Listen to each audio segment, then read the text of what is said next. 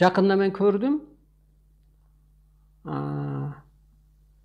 Айылдык bir Koyçuke деген киши бар эле, ошонун кызы мындай. Мурун жогорку сотто иштегем деп анан эле пыязды мынтип туурап атат. Анан мен ойлоп атам.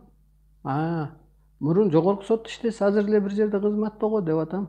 Ал эмне деген сөз? Тияктагы Кудай, Бог тебе судья дегендей, ошо сот энергиясы келип кийди деген сөз да. Эми ачуу сот, пияз жандагынын көзүнөн жаш чыгат го, ачуу.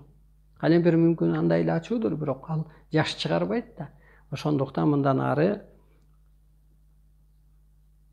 соттун ачуусу келди, Кудайдын ачуусу келди, эсеп баштады, эскертти эле, окутту эле деген кеп.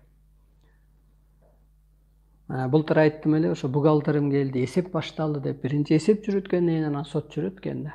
Андан мурунураак көрөм, ошо Кемингеби, Кара-Балтакабы прокурор болуп баратыпмын да.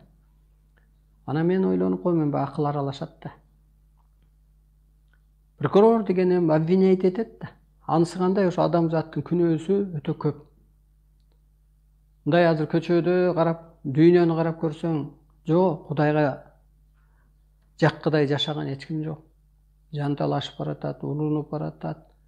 Ушу Кудай берген танды, жанды сактап койгон жок, сигарет чегип атат сасып. Кебете кешпирлери карарып кеткен. Ою бузулган.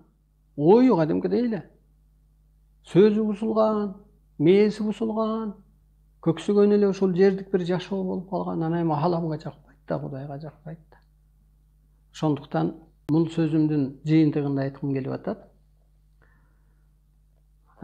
Сот иши катуу башталды.